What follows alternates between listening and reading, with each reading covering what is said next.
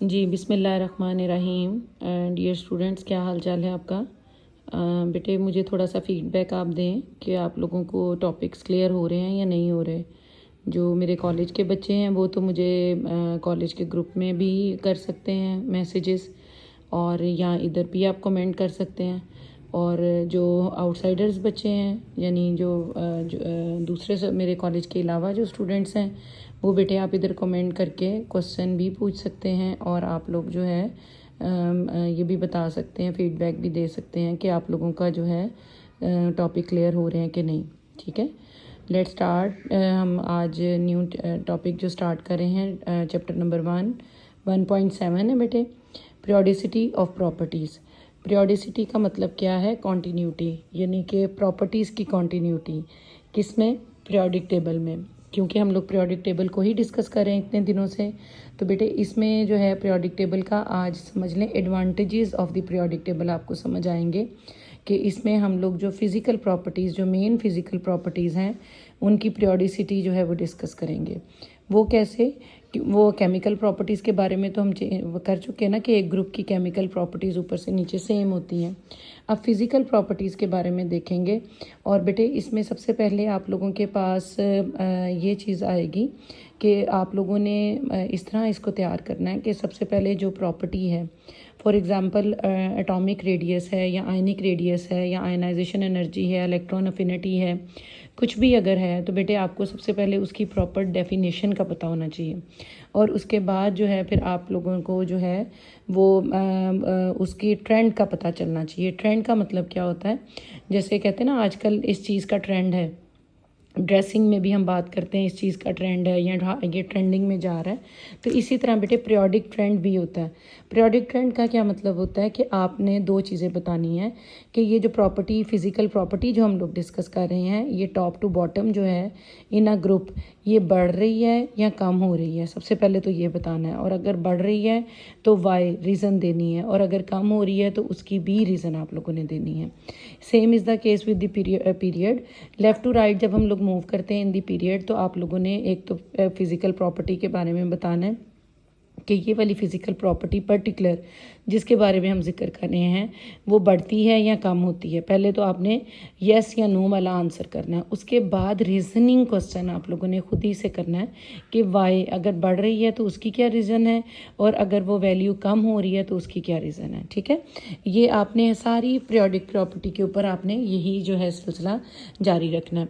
तो सबसे पहले बेटे पीरियोडिसिटी ऑफ प्रॉपर्टीज़ को स्टार्ट करते हैं। तो मॉडर्न पीरियोडिक लॉज जो है, मॉडर्न पीरियोडिक टेबल की जो डेफिनेशन है वो क्या है, ये आपके सामने ही है बेटे। आप इसको अंडरलाइन भी कर सकते हैं, हाईलाइट भी कर सकते हैं। The physical and chemical properties of elements are periodic function of their atomic numbers. क्योंकि हम मॉडर्न पीरियोडिक टेबल की बात कर रहे हैं which is based on the atomic number, तो वो कहते हैं फिजिकल प्रॉपर्टीज़ हों या केमिकल प्रॉपर्टीज़ हों, वो पीरियोडिक फंक्शन होते हैं अपने एटॉमिक नंबर के, यानी एटॉमिक नंबर के साथ साथ ही वो चेंज होते हैं। पीरियोडिक फंक्शन का क्या मतलब है? एक ख़ास इंटरवल के टाइम के बाद वही प्रॉपर्टीज़ दोबारा रिपीट होती हैं, ये याद रखिएगा। पीरियोडिक फंक्शन का मतलब ये है, जैसे आपके स्कूल्स में या कॉलेजेस में 40 मिनट्स का अगर पीरियड है तो आफ्टर 40 मिनट नेक्स्ट पीरियड जो है वो स्टार्ट हो जाता है, उसके बाद फिर नेक्स्ट 40 मिनट्स के बाद थर्ड पीरियड स्टार्ट हो जाता है। Same is the periodic manner का मतलब यहाँ पे ये है कि पीरियोडिक प्रॉपर्टीज़ जो है रिपीट होती हैं और एटॉमिक नंबर के ऊपर ये बेस करती हैं। ठीक है, और अब आप लोगों के सामने क्या है? Studying the variation of the property of the atomic number is important. We will study, ये मैं आपको बता चुकी हूँ, properties of the element of the periodic table. सबसे पहली प्रॉपर्टी जो हम आज डिस्कस करेंगे वो है atomic radius. Atomic radius, atom तो बेटे आपको पता है, और उसका radius, radius mean half distance. Half distance का क्या मतलब है? यानी न्यूक्लियस से लेकर आउटर मोस्ट इलेक्ट्रॉन के दरमियाना जो है, जैसे डायामीटर, हम सर्कल का डायामीटर लेते हैं, रेडियस लेते हैं, डायामीटर का हाफ जब करते हैं तो उसका रेडियस आ जाता है। Same is the case hair, atom का भी रेडियस होता है। लेकिन एज़ यू ऑल नो कि एटम का साइज़ बहुत छोटा होता है, इसकी साइजिंग करना, इसको मेजर करना इट्स नियर टू इम्पॉसिबल।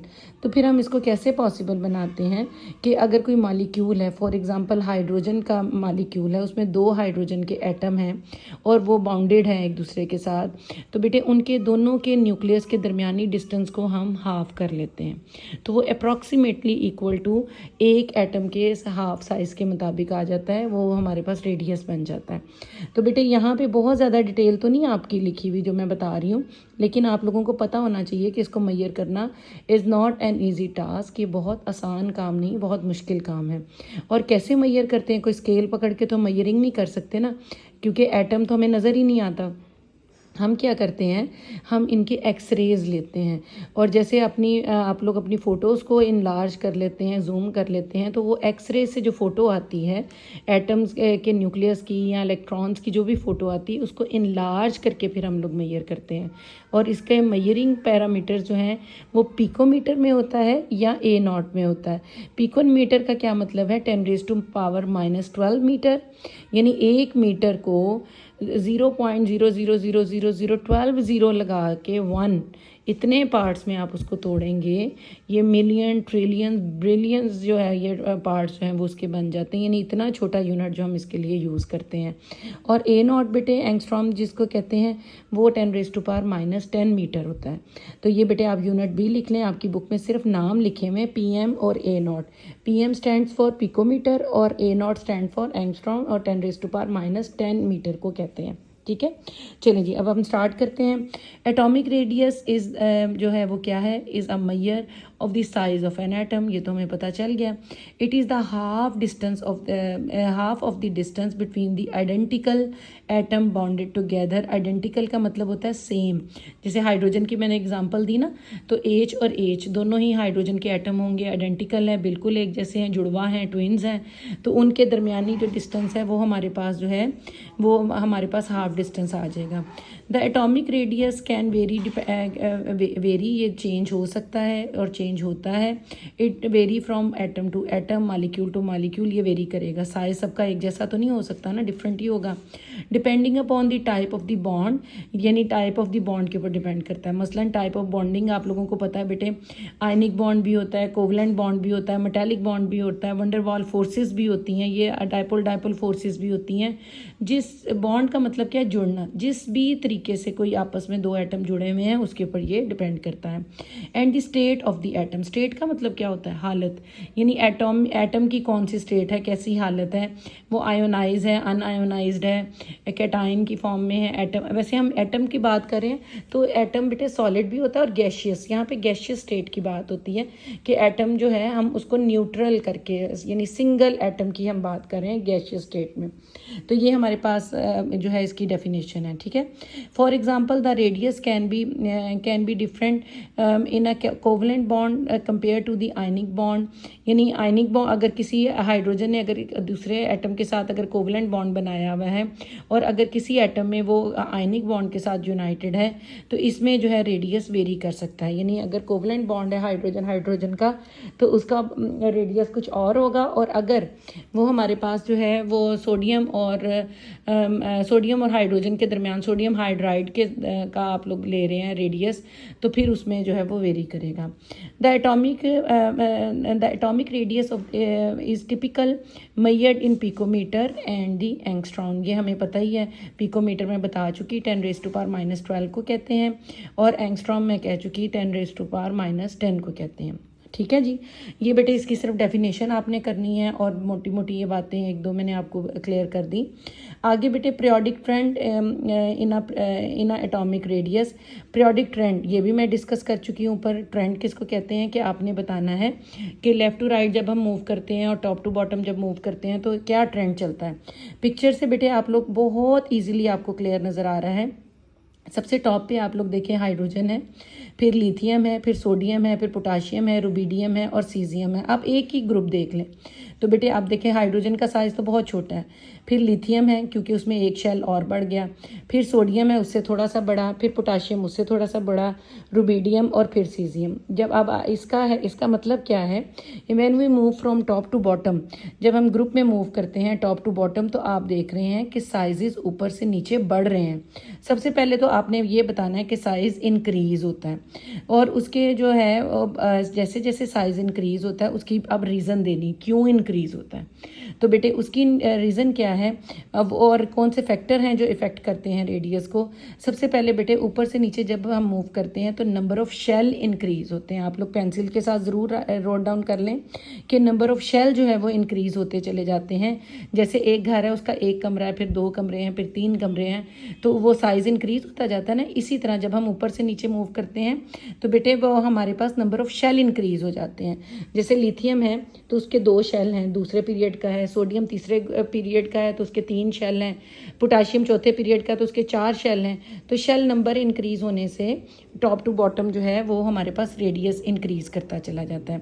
इसी तरह जब हम लेफ़्ट टू राइट मूव करते हैं तो बेटे शेल नंबर इंक्रीज़ नहीं करता, शेल वही रहता है। पूरा दूसरा पीरियड है, 10 के 10 एलिमेंट में वही पीरियड जो है वो उतने ही शेल रहेंगे, बल्कि शेल इंक्रीज़ नहीं करता, नंबर ऑफ़ इलेक्ट्रॉन इंक्रीज़ करते हैं। यानी एक ही कमरा होता है और उसके अंदर पर्सन बढ़ते चले जाते हैं। तो बेटे जब शेल नंबर वही रहता है, नंबर ऑफ़ इलेक्ट्रॉन बढ़ते चले जाते हैं, तो इलेक्ट्रॉन के ऊपर as you all know negative charge होता है, और जैसे जैसे बाहर इलेक्ट्रॉन बढ़ते चले जाते हैं न्यूक्लियस के अंदर पॉजिटिव इलेक्ट्रॉन बढ़ते चले जाते हैं। तो पॉजिटिव और नेगेटिव की अट्रैक्शन जो है इंक्रीज़ होती जाएगी। साइज़ बढ़ने की बजाय क्या हो जाएगा, अट्रैक्शन की वजह से साइज श्रिंक करता जाता है। तो आप देखें जब लेफ़्ट टू राइट आपके सामने मूवमेंट हो रही है, डायग्राम के ऊपर गौर करें तो साइज़ क्या कर रहा है, श्रिंक कर रहा है। सबसे पहले आपने कहना है size decreases when we move from left to right. सबसे पहले तो ये वाई, अब रीज़न आपने बतानी है कि इसमें क्या होता है कि आपस में फोर्स ऑफ अट्रैक्शन बढ़ती है इलेक्ट्रॉन और प्रोटॉन की, क्योंकि एक ही शेल के अंदर जो है वो नंबर ऑफ़ इलेक्ट्रॉन बढ़ते जाते हैं।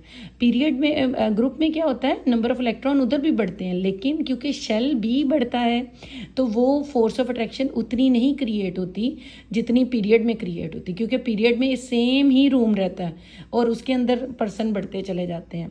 रूम का मतलब यहाँ पे मैं शेल को कह रही हूँ, ये जो है ये आप लोगों ने इस बात को माइंड में रखना है। अच्छा जी, the factor affecting the radius, बेटे आप बुकिश आप लोग देख लीजिए, नंबर ऑफ शेल के ऊपर डिपेंड करता है, इफेक्टिव न्यूक्लियर चार्ज यानी न्यूक्लियस के चार्ज के ऊपर डिपेंड करता है, और शील्डिंग इफेक्ट के ऊपर डिपेंड करता है। अभी आगे आएगा जिक्र शील्डिंग इफेक्ट का, मैं दोबारा फिर वहाँ पे बताऊँगी, और इनर इलेक्ट्रॉन के इफेक्ट के ऊपर करता है। नंबर ऑफ शेल बेटे जैसे जैसे इंक्रीज होते हैं, जैसे generally atomic radius decreases across the period. पहले वो पीरियड का जिक्र कर रहे हैं left to right. Due to the increasing the nuclear charge, charge क्यों इंक्रीज होता है न्यूक्लियस के ऊपर, क्योंकि बाहर जो है इलेक्ट्रॉन्स जो हैं वो इंक्रीज होते चले जाते हैं। Which pulls the electron cloud closer, क्योंकि बाहर नेगेटिव ज़्यादा अंदर पॉजिटिव ज़्यादा न्यूक्लियस पे, वो पॉजिटिव नेगेटिव की अट्रैक्शन तो होती है, तो वो पॉजिटिव अट्रैक्ट करते हैं और साइज श्रिंक कर जाता है। और उसके अलावा जो है सेकेंडली अगर आप लोग देखें रेडियस जो है ग्रुप में इंक्रीज़ करता है when we move from top to bottom in additional of the electron shell, क्योंकि उसमें इलेक्ट्रॉन शेल जो है वो बढ़ते हैं। तो शेल के ऐड होने की वजह से क्या होता है, ज़्यादा से ज़्यादा जो है वो इलेक्ट्रॉन तो ऐड होते ही हैं, लेकिन जो है वो साइज़ इंक्रीज जो है वो करता जाता है। तो अब वो कह रहे हैं मोर शील्डिंग जो है make atom more larger deposit at the increase of the nuclear charge which is outweighed. वो कहते हैं इधर इधर वो इफेक्ट नहीं आता शील्डिंग इफेक्ट का। शील्डिंग इफेक्ट क्या होता है कि यानी यूँ समझ लें, अभी मैं इसकी डिटेल खुद ही जानबूझ के आपको नहीं बता रही क्योंकि आगे इसको काफ़ी बार बार हमने डिस्कस करना है।